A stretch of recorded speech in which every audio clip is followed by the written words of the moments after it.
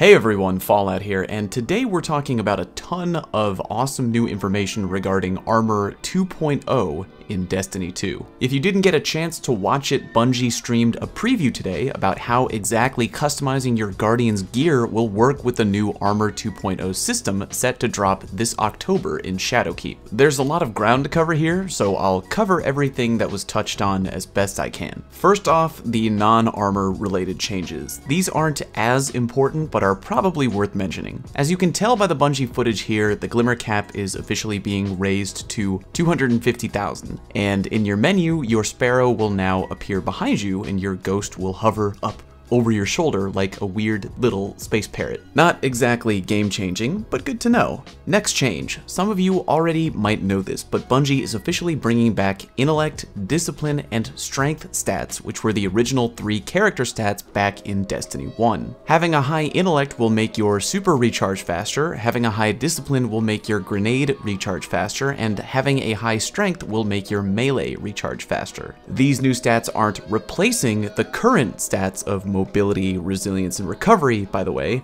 They're being added to that list, meaning your Guardian now has 6 important character stats that you need to keep track of. Each armor displays these stats, and they'll also be displayed on your character's screen if you hover over them. The breakdown of each of these stats on your armor is a numeric range going from 0 to 100, and every 10 points is 1 tier in that stat. Not only that, but with every tier you hit, you have the exact cooldown time listed right there on your armor. Thank Jeebus. Moving on to the extremely meaty changes. Armor is pretty much now becoming a blank canvas for you to play around with. Every piece of legendary armor comes with 3 open slots, which you can use to plug in any armor mod you want, as long as they fall under your armor's energy allotment. What the hell am I talking about? Well, you'll notice that each armor mod comes with a tiny number in the top right corner. If you officially equip that mod onto your piece of armor, it will cost you that much energy. As you can see, each piece of armor can hold a certain amount of mod energy. As long as you don't go over that number, you can equip whatever you want. On the Bungie stream, the first armor we saw started out at energy level 5, but we saw that you are able to upgrade your armor all the way up to level 10, as long as you spend the required components. So for example, you upgrade a piece of armor to energy level 10, and now you can put,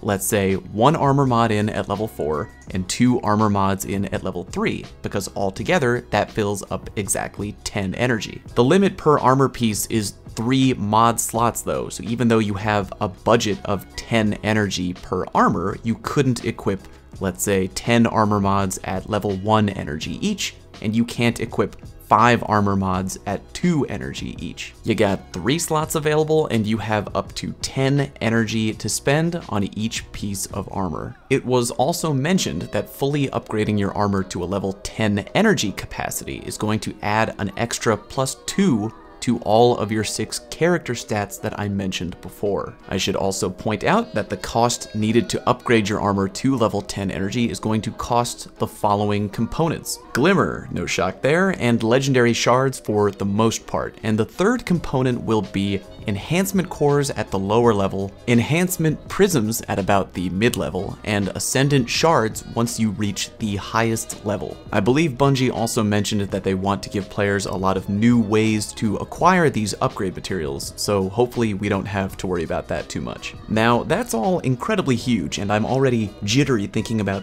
building all the armor loadouts I want to create, but it doesn't end there. You can now have 2 mods equipped on the same armor that do very similar things. For example, you can have 1 armor piece that grants you both unflinching hand cannon aim and unflinching sniper rifle aim. You can also have 1 piece of armor that gives you both enhanced reload speed for your power weapon and enhanced reload speed for, say, your hand cannon. Again, a lot of combos are now doable. You just need to be within the means of your armor's energy capacity. Bungie confirmed, though, that you can't double up on mods that do exactly the same thing. So, for example, you can't put on 3 armor mods that all grant you shotgun ammo finder. The good news is though that the armor system will tell you directly which mods you can't stack with one another, so you don't end up wasting your slots or your time. Although we didn't get to see every new armor perk available because Bungie clearly does want some things to be new and surprising, we did see minor resist, aka take less damage from low level PvE enemies, and major resist, aka take less damage from big boy, yellow bar, non-boss PvE enemies. Something else that's pretty huge about armor mod customization, equipping an armor mod onto any piece of armor you want does not delete or erase that armor mod. Hold on to your butts, you now have unlimited use of each and any armor mod that you unlock, meaning if you get an enhanced hand cannon targeting mod, you don't have to be stingy with deciding where to use it. You've got unlimited use of that bad boy across any armor piece that can potentially wield that mod. So naturally, because we won't be starting in October with every armor mod unlocked, the question becomes,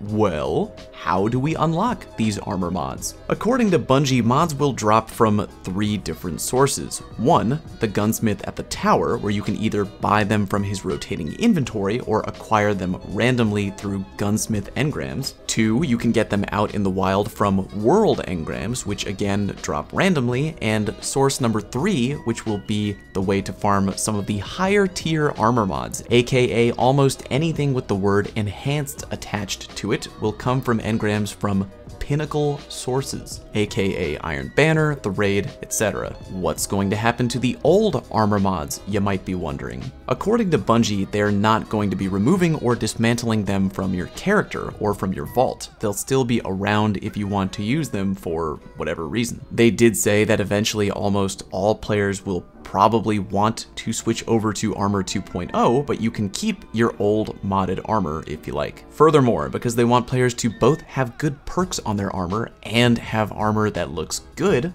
Armor 2.0 will allow you to equip universal ornaments. So for example, even if you're wearing a Solstice armor piece, you can equip it with a different looking armor skin from a different set for copious creative cosmetic customizability. Also, regarding exotic armor, once October 1st hits and Shadowkeep is in full swing, all exotic armor that you find out in the wild will be dropping with full 2.0 compatibility. And on top of that, any exotic armor that you pull directly from your collections on October 1st will also be 2.0 compatible. Aside from exotic armor, if you managed to unlock the legendary Solstice armor set on any character, here is how you claim your very first free Armor 2.0 set on October 1st. It's as easy as go to the tower, talk to Banshee the Gunsmith, and claim your free armor package. Bada bing, bada boom. So if you haven't done so yet, keep on grinding for at least one legendary Solstice armor set. I know you'd rather watch paint dry, but the end result might be worth it. Although if I'm being completely honest, you probably won't have to go too far into Shadowkeep before acquiring a full Armor 2.0 set. Starting in October, all legendary armors will drop as Armor 2.0. Finally, I'm just going to sprinkle in a few extra details that popped up randomly in the Bungie stream. It was mentioned that artifacts, another mechanic from Destiny 1, is coming back to the Armor 2.0 system, but that information is going to be revealed at another date. Bottom Tree Night Stalker is getting a buff with perks that lead to enhancing the recharge rate of your Wombo combo in tandem with one another, aka the Smoke Bomb and Grenade ability. Weapons of Light is coming back to the Titan Bubble, Rutro. Ammo packs on the ground that were generated by armor perks will glow, and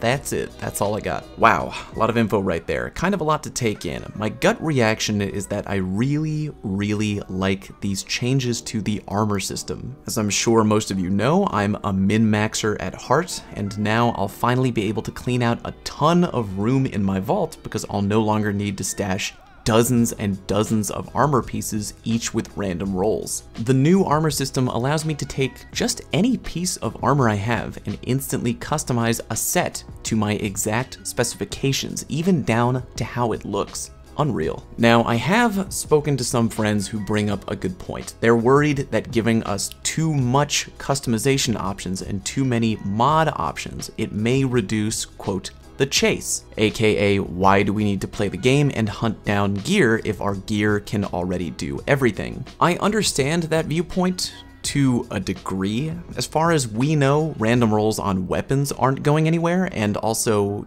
yeah, I just really hate grinding for good armor rolls. I would much rather have this system in place, tweak my armor to exactly how I want it, and then just go play the game and actually have fun. Certain activities in Destiny, cough cough, the Reckoning, was like pouring a gigantic bucket of ice water all over my boner for gear chasing. I get that having a little bit of a grind can be fun, but the slot machine method of acquiring usable armor in D2 up to this point, by my standards, has been pretty damn awful. In short, too late, I'm opening my arms wide for these Armor 2.0 changes, and really can't wait to start making trolly, fun PvP loadouts in October. Even though I'm sure some people are worried about backtracking with the addition of Discipline, Intellect, and Strength, I really like that we're bringing back the old system, and I like even more that they're going to show you on your character screen the exact cooldown time for each ability. But Fallout, that means that people like you will be less needed to figure that stuff out. Yeah, to a degree. But the hell if I care, just means I can finally focus my efforts on other things in the game. I would much rather have the player base and community be